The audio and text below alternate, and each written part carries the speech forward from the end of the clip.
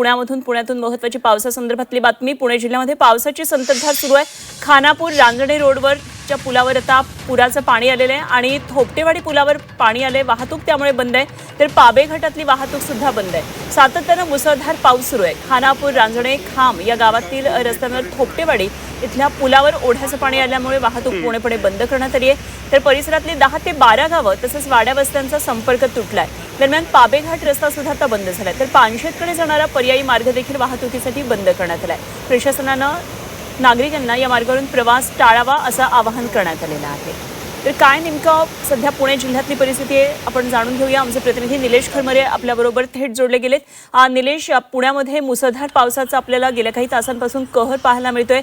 पाबे घाट रस्ता बंद आहे, अनेक गावांचा संपर्क आता तुटलेला आहे। काय नेमकी सगळी परिस्थिती आहे?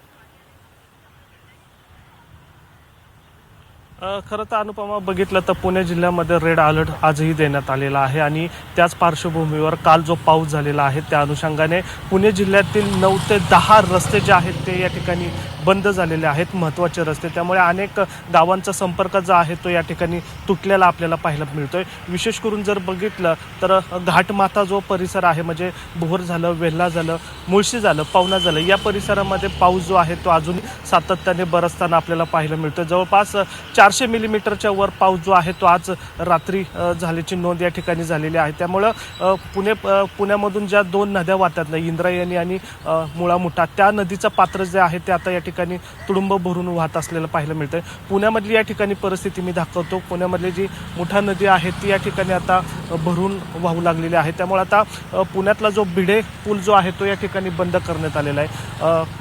नदीपात्रातला जो रस्ता आहे तो सुद्धा या ठिकाणी बंद करण्यात आलेला आहे। एकूण जर बघितलं तर जवळपास पुणे शहरामध्ये 22 ठिकाणी दरडी पडलेल्या आहेत। पुणे जिल्ह्यामध्ये मोठ्या स्वरूपाच्या, म्हणजे घाट सेक्शन जो आहे त्या घाट सेक्शन परिसरामध्ये 22 मोठ्या दरडी कोसळलेल्या आहेत।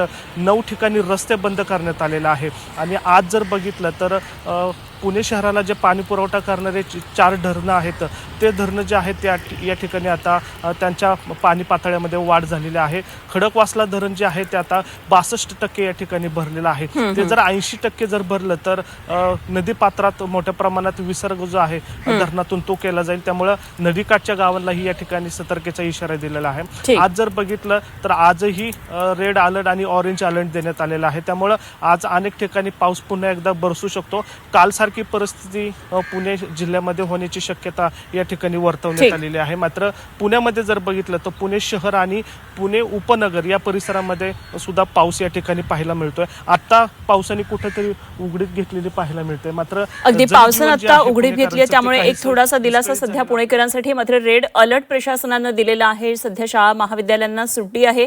मात्र अनेक ठिकाणी दरडी कोसळल्यात आणि घाटातल्या भागांमध्ये, त्यामुळे अनेक रस्ते सुद्धा बंद आहेत। ग्रामीण भागामध्ये पावसानं चांगलीच दैना केल्याचं चित्र दिसतंय। निलेश, जरूर या सगळ्या घडामोडींवर लक्ष ठेवून राहा। वेळोवेळी आपण चर्चा करूया, आणखी ताजी माहिती जाणून घेत राहू।